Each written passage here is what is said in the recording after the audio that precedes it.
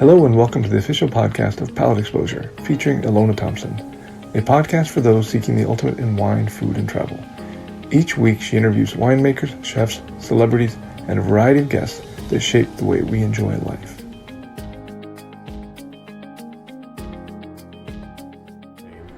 And her eyes get about as big as her head, and she goes, she is like meeting Santa Claus. She's like, any connection to the winery? I said, well, I'm the winemaker and the owner. She goes, oh my gosh, she was giving me hugs. She felt like she just met Nirvana. And that was a funny experience. So our name is getting replicated, all over the country right now. We're in 50 states, and we're in about 15 countries now, but we just signed a deal to be in another 20 countries or so. So we're slowly creating the ripple to really put Paso on the map and our wines, not just in America or North America, but the rest of the world. I'll tell you another story. So I go to Nantucket every year, and I love going to Nantucket. It's a great show. We get invited to pour wines every year. And 2 years ago, we stay at this hotel called the Warinette, and there's a shuttle that runs back and forth downtown, so they can drop you off for dinner. They bring guests back and forth. So we're coming back from dinner, and I had two people who worked for me in the shuttle. I'm sitting in the passenger seat, and then there are other guests from the hotel sitting there. So the driver starts making conversation with the whole shuttle, saying, "Oh, where'd you guys go out to dinner?" So Stephen Klein, who works for us and handles the East Coast, who's riding in the back, says, "Oh, we went to such and such restaurant." And the guy says, "Oh, they have a great wine list." So Stephen looks at him and says, "Oh, you like wine?" The guy says, "Oh, I love wine. I collect wine. I drink wine every day." So Stephen says, "Well, what kind of wine you like?" He goes, "Reds mostly." He goes, "Any one in particular?" He goes, "Well, I like many, but probably my favorite lately, it's an amazing wine, is that wine that, I don't know if you've heard of, it's called Daou." And I'm sitting in the passenger seat like 2 feet from him. And Stephen says, "Oh, it is?" The guy says, "Yeah." And Stephen starts smiling. He goes, "Tell me about that Daou wine." The guy literally looks at him in the mirror and he says, "Oh, I can tell you all about the Daou brothers." So Stephen looks at him and says, "Well, why don't you say hi to him? He's sitting right next to you." The guy got the shock of his life. So that's kind of how our brand is getting to be known. I think that slowly but surely the big wave we've created in California is creating ripples that are basically reverberating, not just in America, but even all over the world. A lot of people are contacting us. They've heard of our wines, and they're enjoying them. And like I said earlier, our best message is always going to be in the bottle. Absolutely. And as big of a rock star you absolutely are. People, as you described, they're starstruck. They're so incredibly grateful for value created. That's why they love the wine. But also, there's an emotional element to it, right? When you meet somebody who's behind one of your favorite things. So, and yet, again, going back to when you started really elevating the brand of the region, it wasn't about that. It wasn't about you becoming someone. It was really much more communal than that. That's why you mentioned the Paso Robles Cap Collective, a very important organization, actually. Absolutely. That you founded. Talk a little bit about that. What was behind that thought process? And so when we started the winery and we started getting our first reviews, and comments and critics from notes, etc. I knew we were onto something very special. And a high tide floats all boats. As I mentioned earlier, one winery cannot make a region. Yeah. It doesn't. And for me, my first thought when we started actually having confirmation that we were onto something special, my first thought wasn't even about me or the winery. My first thought is, I want to share this with the rest of Paso. I want Paso to actually be successful. And my goal and my vision early on was that, many wineries, hopefully 30 or more, can get these high ratings, can get these great reviews, because the mass will really give us the respect. And at the end of the day, I'm also a business person. It's going to drive the consumer, right? If 30 wineries are making, a great Cabernet, it's going to drive consumers and masses, and everybody will win. And that's really, I was there to promote Paso first, not Daou. So I went to about 7 different wineries that I felt had the potential to do that. I had meetings with them. I described to them the vision. At first, they said they were interested, but time was running out, and I had a hard time getting a confirmation or final decision. So I contacted my attorney. I had her create a non-for-profit organization. I had her create the bylaws, and I asked for one more meeting with those 7 wineries, and I came in with a contract, and I said, here's a copy of all of them. It's time to really do it or not. So if you're gonna do it, I expect this sign and a check from you so we can get started. And everybody, but I think 1 or 2 wineries jumped in. They said we're in. They wrote me a check. We started the organization. Then we hired a PR firm, and then we were off to the races. And that's how the PRCC got started. Now, 3 years into the PRCC, I wanted to make sure that people understand that this is not about Daou. This is not about Daniel Daou. So I actually resigned. I got off the board. We appointed a person here to be on the board because we have a chance to do that with our board, with our bylaws. And I said, I'm done with the PRCC because I don't want this to be about me. I want this to be about other wineries having the chance to really drive the organization forward, because if truly this organization is going to succeed, it can't depend on one person. So I removed myself totally, and I said run with it. And you know what? They've done a great job. It's been 3 years. I haven't been involved, and the organization is accomplishing great strides. Unsurprising that you started something that's running like a dream, because you put the right values in place, and clearly your success has in fact motivated and inspired people. Let's talk about your brand as it is today. There's been a couple exciting developments that I read about. Fred Daou became a brand ambassador, right? What is his official title? So yeah, he's a global brand ambassador for Daou. Fred is an amazing individual. He's super talented. He's got passion, and he has had this passion for wine all his life. So, and he's very respected. So, first time I met Fred was about, I would say, 9 years ago or so, and he was asked to come by and visit us. And typical style of Fred Daou, he's a very busy guy. He walks in here. He's like, "Folks, I've only got half hour. I don't have more time. So lay it down to me. Tell me about your winery. Tell me about your wines." That was around noon. Okay, he said, "I only got about half hour." So 8:30, we're still together. We're having dinner, drinking wine at Thomas Hill Organics in Paso. And Fred gave us the biggest compliment. He looked at George and I and said, "I got to tell you folks, I haven't been that excited about Cabernet Sauvignon in at least 10 years." Wow. So the friendship was formed back then. The bond was formed back then. Fred became a huge supporter of our wines. And when he left Southern Wine Spirits, he was recruited by 3 top wineries, 2 of them in Napa. And they were willing to, and I can't mention the name, but they're very famous. And they were willing to do anything to get him on board. But Fred came to George and I and said, "I'll come work for you." My goodness. And I said, "Fred, why?" He said, "Because I couldn't think of a better way to finish my career than working with the Daou brothers." Wow. And that to me is, again, a testament of what my brother and I have done. We want to be real, we want to be loving, we want to be accepting, we want really to give people a chance to be happy where they work. And Fred saw all that. Of course, he believed in the wines, which is a big plus for Fred. And he's now traveling all the time, going all over the world, doing dinners for us, and promoting our wines because he believes in them. Oh, fantastic. Prosaic question, but how many wines do you make? So we have 4 lines of wines. Let's talk about them. Okay. So the first line of wine is called Patrimony.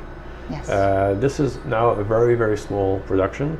However, we're in the process of building a Patrimony winery, and it's never going to be a big production. It's probably going to taper out a few thousand cases in the future, but that's our highest rated wine. So an homage to your dad, isn't it? so actually, Patrimony is how George and I want to see our legacy in the future. As a matter of fact, I just finished designing a custom bottle for the wine, and it's got an angel face, which is on our label, and in Latin is embossed in the glass, Legatum Nostrum, our legacy. Beautiful. So that's really for George and I's legacy. Hopefully many years from now, people will drink this wine and realize that we created this wine to be hopefully our legacy. Now, so that's our highest end wine. It retails anywhere from, around $275. to $1,000 a bottle. We do have $1,000 bottle coming out, or maybe more. We'll see, but it's going to be amazing. Clearly, it's a very small production. It's a few hundred cases, so it's not big right now. So $1,000 bottle would be a composition of top. Cab. It's 100% cab. Okay, and composition of top barrels that you chose. Oh, yeah. What would make up that blend? So it's top barrels, exactly. So we use about 3 or 4 barrels with this program. One of them I created myself, and so which is you created a barrel. Yeah, we've created a barrel. Physically, it's custom made by Custom you. made. I mean, it's 5-year barrel. It's aged for 5 years out in the elements, and it's a special toast that I created, and it's bois rosé. So it's a special oak wood that is actually pink looking. So it's got very, very nice flavors. It's very rare. So we make a barrel that we use for patrimony and soul of a line. I've been making that since 2015, I think. Wait. Pink oak, not white oak. Pink oak. Where's it from? Well, when you go to a harvest of French oak trees in France, you'll see some of the trees are pink. And the first time I found that out was about 10 years ago or so. My good friends, the Daou, who own the largest mill in France, I was staying at their house, and we were in the back, looked at the trees. I said, "Why are those pink?" They go, "Those are very rare. Doesn't happen often, but they really, really have incredible flavor." I go, "What do you do with them?" They go, "We just blend them in. I mean, it's just like one tree out of maybe 100. It's like that." Yeah. I said, "Go ahead and start getting these trees and age them for 5 years, which is very rare." So the reason I age for 5 years is I want really a lot of flavors, and I don't want tannins. So the longer you age it, the lower the tannins, the more flavors you have. So I use that. I use a barrel called T5, which is also another 5-year barrel from Taranceau, a very rare barrel. And I use a barrel called Sylvain Collection, which they only make about 40 barrels a year. It's from very old trees that fall because of a storm, so it's very special trees, so I get those. So these are the 3 barrels predominantly that I use for the patrimony. So, depending on what tastes better, I will select a couple barrels from a couple lots, because usually about 3 lots or so. And I'll select the best ones, and that goes into our Black Label series, which is $1,000 a bottle. And it's truly, you can tell the difference, it's that good.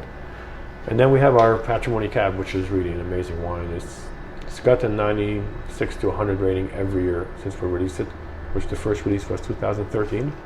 So we're on now to 2018. And that's a wine that everybody has agreed, every critic has agreed, it's rivaling the best in the world, be it Bordeaux or Cab or Napa. So very proud of that. And so the winery should start construction in about a year and a half or 2. And it'll be focused on 2 varieties, Cab and Cab Franc. That's it. So that's our first line, this highest end line. Then we have our in the Daou line, we have our estate lines, the Daou estate lines. These are wines that grow from the estate. So we have right now about 4 vineyards in Adelaide.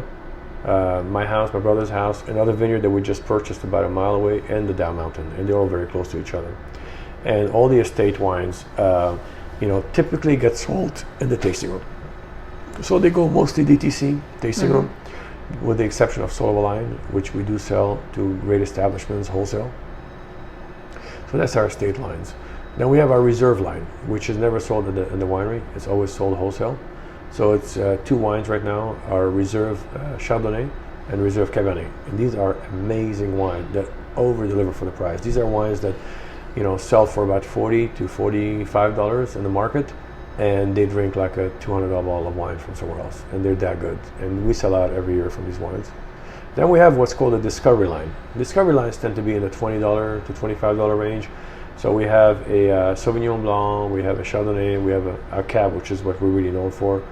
And we also make a wine called the Pessimist, which is it's totally different style than Daou, which is why we call it Pessimist. We don't want it to be associated with Daou because it's more of a fruit-forward. Other varieties that grow great in Paso, Petite Syrah, Syrah, Zinfandel, Tannat, the grain, so non-Cab, non-Bordeaux. And that wine is doing really well for us. It's a beautiful wine, especially for the price too. So that's really where I have 5 levels of declassification. So based on the quality, I will declassify a wine, and I will not break that rule. And it's based on phenolics, that's based on my palate. So the reason that's important for us is we want people to know when they buy, for instance, a Soul of a Lion, it's always going to be that quality. So some years we'll make 500 cases, some years we'll make 2,500 cases. It depends on the year. It depends on what Mother Nature gave us, and we don't compromise that. Wow, quite an empire you've built, and I know there's a little bit of expansion that's going to happen in the high-end line, right? Yes. And That's very, very exciting. Congratulations. Thank you. I know you're a foodie. I see Oh, pictures on definitely. Instagram all the time. Unfortunately, so- too much of a foodie, maybe. but that's why you hike, right? Yes, so exactly. it's all symbiotic. So favorite things to eat, meal highlights, anything that really stood out? Because I know you travel a lot. You know, I love food, and I love all kind of foods. I love Italian pasta with truffle. I love a good sauerkraut. I love great Asian food, like this. I went to this restaurant in Vegas called Mod 32. Best Chinese food I've ever had. It was amazing. I can't wait to go back and just eat there. So I'm a foodie. But you know, at the end of the day, I'm going to tell you my favorite food, and it comes from my grandmother, who is actually, she only knew how to cook one thing, and she has her origins from France, and she only had to cook one thing. She was a terrible cook. My mom was an awesome cook, but my grandmother, her mom, was an incredible cook, but she only knew how to do one thing. You know what it is? Steak frites. What is that? Steak and fries. Steak frites. So, Okay. I mean, so my favorite food, like if I have to have one last meal, I would have a heck of a prime filet mignon or ribeye with great French fries, preferably made with olive oil, because I like olive oil when they're made with olive oil better, and a great bottle of wine. And you know what? That's my best meal, because I never get tired of it. I could eat it every day, and I cannot get tired of it. So speaking of wine, besides your own, which clearly is hard to turn away from, but as much as you travel, has there been any highlights, especially recently perhaps, of some bottles that completely rearranged your mind? I love Burgundy. I love Pinot. I make 2 Pinots right now from 2 famous vineyards, one from Solomon Hills down in Santa Maria Valley, and one from Gary's Vineyard up in Santa Lucia. So I love Pinot. So when I'm not drinking my wines, you're pretty much going to catch me drinking a great Burgundy or great Pinot. When I'm in France, it's mostly Burgundy that I drink. I find that France has an incredible terroir for Burgundy. And I just love a classy Pinot. So if I'm not drinking my wines, that's pretty much what I'm drinking normally. That's great. Any favorite producers? Or? Many. Where do I start? Daniel Bocconet, Jaillet, Of course. Louis Latour, Faibley. Of course. Yeah. All the top ones, obviously. All the good beautiful ones. wines. Yes. So I like these wines, but I love a good rosé also. When I'm in south of France every year, pretty much every year, I go back and I love Domaine Haute. I find it to be so fine, so refined, so smooth and elegant. Domaine Haute is always going to be probably my favorite rosé from Provence. Good to know. So in Italy, I love actually a winery that most people have never heard of, and I think is actually one of the best Bordeaux blends, Super Tuscan, that I've ever had. They never export. They only make about 500 cases, but it's not to be missed. It's called Podere Forte. Podere Forte. Podere Forte, and they're in the Val d'Orcia, which is about Bagno Vignoni, and it's an amazing blend. It's a blend of, which actually is a blend that I'm going to start making this year. Cabernet Franc, Merlot, Petit Verdot. Drinks really well. They do batonnage for almost a year. Wine is super elegant, and it's actually, they have a French winemaker who makes the wine. Very impressed with the wine. So every year when I'm in Bagno Vignoni, where I go every year, and to Tuscany in March, I'm pretty much depleting their stock everywhere I go. I'm drinking 1 or 2 bottles of that wine at restaurants every day pretty much. So it's a great one. It's my favorite. I find that it really is the kind of style of wine I like. I like a lot of Super Tuscans. There are a lot of Super Tuscans that are very high end that I actually don't like. I don't find them that good. But I do like a lot of Super Tuscans. I know that I was just in Italy and I had Tignanello, which Tignanello I used to buy it and collect it a long time ago, but I have to say that in some years I don't like it. But if you ever wanted to have a good Tignanello, don't miss the 2015. There's a great vintage in Europe, all across the board. And the 2015 Tignanello was amazing. I think I probably purchased a case or 2 when I was there, drinking it every day. It was really good. Do you drink spirits? Not really. Okay. Yeah, sometimes I like a Sambuca at the end. I do make a port here, or a dessert wine. Very good. That's a Cabernet. It's fantastic. That's about as close as a spirit as I get. But I'm not much of a spirit guy. I'm really a wine guy. Got it. So you've now been in the wine world for quite some time, and This will be my 15th harvest this year, man. Yes, wow. So you really fulfilled your dream. Yep. That's a really great accomplishment, and Thank you. not just in terms of, you know, the amazing growth and the quantitative aspect of it, but qualitatively, you put your heart and soul in it, and it has to be so gratifying to watch it come to fruition and for people to come to the proverbial and actual table and tell you how much they love it. It makes me very happy when I walk into a restaurant and I look around and there are people enjoying a Daou bottle of wine. And it really gives me a lot of satisfaction. Absolutely. You've observed a lot.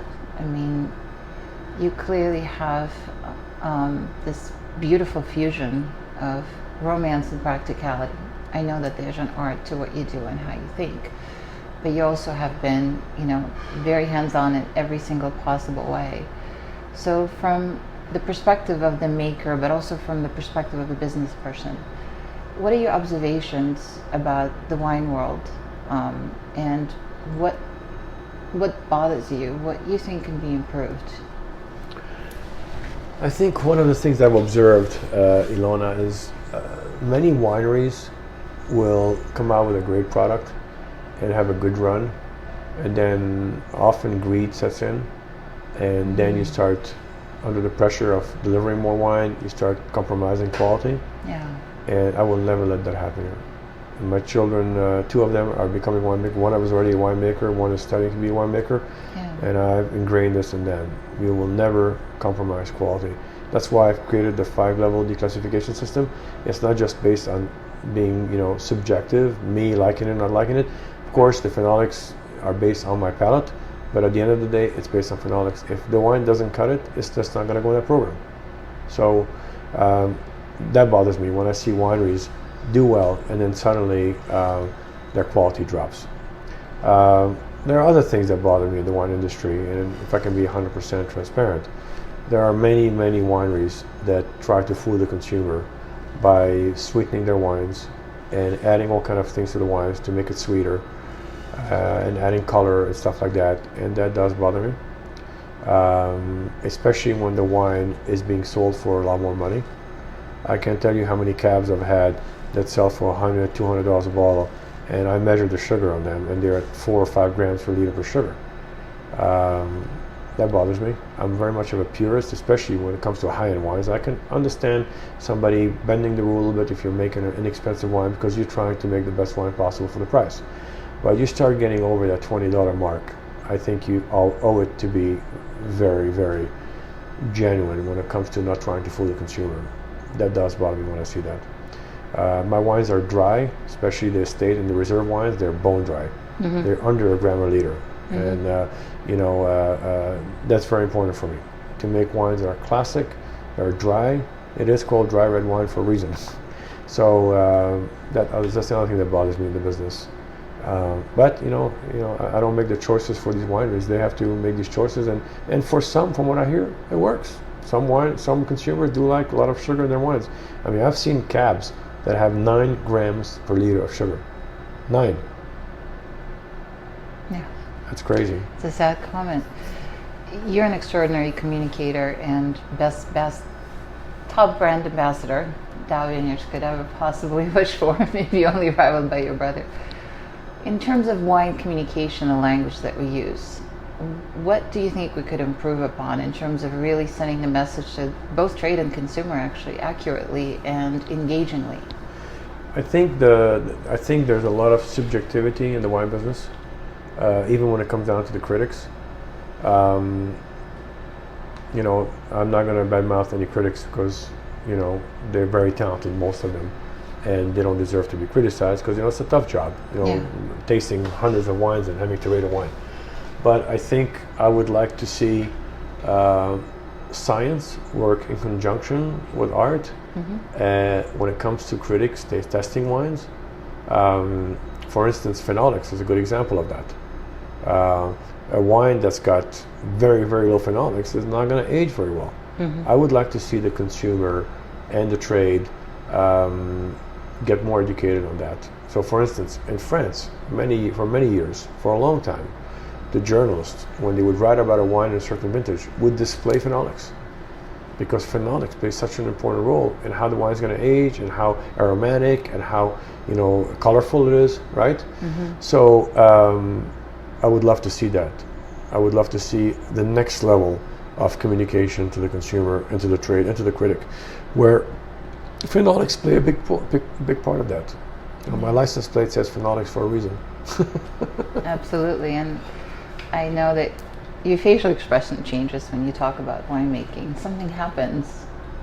Is that your happy place? Very much so. My happy place is the vineyard, first and foremost. I make wine in the vineyard, and when I'm in the vineyard, my heart is very happy. When I'm making wine, it's also very happy. When around harvest, I'm walking around, I'm smelling the grapes fermenting, I am so happy. It is my happy place. If you had the power to stop the world from whatever everybody's doing and just pay attention for a few moments, what would you say? Wine related or not wine related? Anything you like. If you have everybody's attention at once. I think I would love to remind people that all of us one day are not going to be here. And what's going to matter the most is how you love people. And that's very important. I think what you take with you is love. At the end of the day, when we all die, we're all going to be questioning about love, is what I believe. And sometimes people get too entangled with the stress of the day and the politics of the day. They should stop, smell the coffee, and realize we're here for a short period of time. Just love. Don't judge. Love and live your life to the fullest. What a beautiful sentiment to end the conversation on. Clearly the hallmarks here are authenticity, love, passion, and compassion. And I think that's all we really need. I would agree. Thank you very much. Thank you, Lona. Always a pleasure. Thanks again for tuning in to the official podcast of Palate Exposure featuring Ilona Thompson. We'll see you again next week.